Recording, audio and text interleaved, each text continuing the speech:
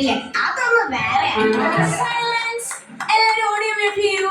Teacher അതിനത് online class അല്ല.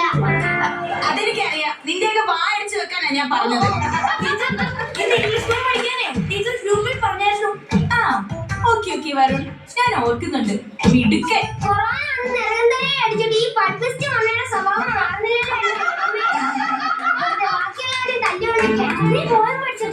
Teacher ചോദിച്ചാൽ എന്തോ പറയും? എന്റെ ബാഗിൽ ഉപ്പിലിട്ട നെല്ലിക്കുണ്ട്, അതും വായിലിട്ടുകൊണ്ട് ദയനീയ ഭാവത്തിൽ ഒറ്റ ഇരിപ്പാങ്ങിരിക്കണം. കണ്ടാ ടീച്ചർക്ക് ഓരോ കരച്ചിൽ വരണം. അച്ഛൻ എക്സ്പ്രഷൻ ആയിരിക്കണം. എല്ലാരും പോയം പഠിച്ചിട്ടുണ്ടല്ലോ.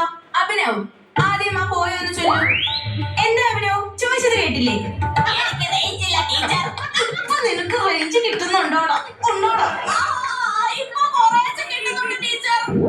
ഓരോരോ ഉടായ്പ കൊണ്ട് വന്നോളും. ഓൺലൈൻ ആണെങ്കിലും ഓഫ്ലൈൻ ആണെങ്കിലും എന്ത് ചോദിച്ചാലും വായ്പൊളിച്ച് അങ്ങ് ഇരുന്നോണം.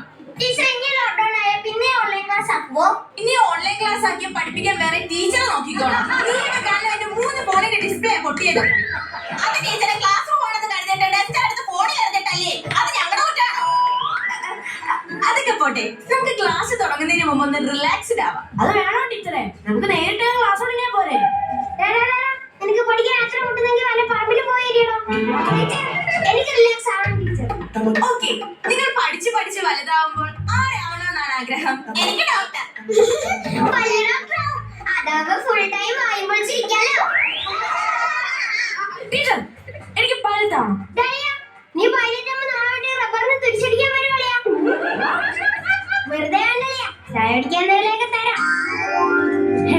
ഞാൻ ഫ്ലൈറ്റ് ഓടിക്കുന്ന പൈലറ്റ് ആവുന്ന കാര്യമാണ് പറഞ്ഞത്. അതിന് ഫ്ലൈറ്റ് ഓട്ടിക്കല്ലോ പറപ്പിക്കല്ലേ? അതുപോലെ അറിയത്തില്ല. മതി എല്ലാരും നിർത്തിക്കേ. കുട്ടികളെ, നിങ്ങൾ മനസ്സിലാക്കേണ്ട മറ്റൊരു കാര്യമാണ് ശുചിത്വം. അവൻ വന്നിട്ടില്ല ടീച്ചറെ. ആര്? വൃത്തി. നിർത്തിയാ പോവാൻ ടീച്ചർ നിർത്തിയെന്ന്. ഓ, ഈ വൃത്തിയേട്ടന്മാരോട് വൃത്തിയെ പറ്റി പറയാമെന്ന് എന്നെ വേണം തല്ലേ. ഇരിയാണ് അവിടെ. കുട്ടികളെ, ഇത് കോവിഡ് കാലമാണ്. ഒരാളിൽ നിന്നും മറ്റൊരാളിലേക്ക് രോഗം പരാതിരിക്കാൻ നമ്മൾ ചില മുൻകരുതലുകൾ എടുക്കണം. ഇത് നമ്മുടെ ഫോൺ വിളിക്കുമ്പോൾ കേൾക്കുന്ന ഡയലോഗല്ലേ? ഇത് പറയാൻ വേണ്ടിയാണോ ടീച്ചർ ക്ലാസ്സിൽ വന്നത്? ഇത് പറയാനായിരുന്നെങ്കിൽ ടീച്ചറിന്റെ ഫോൺ വിളിച്ച് പറഞ്ഞാൽ പോരായിരുന്നോ? Hello madam, പൊടിക്കാൻ അടങ്ങണം. 2 കൊല്ലം വീട്ടിൽ ഇരുന്നപ്പോഴത്തേക്ക് നീക്ക് വലിയ ആളുകളായി പോയോ? ടീച്ചറെ വേണ്ട കേട്ടോ.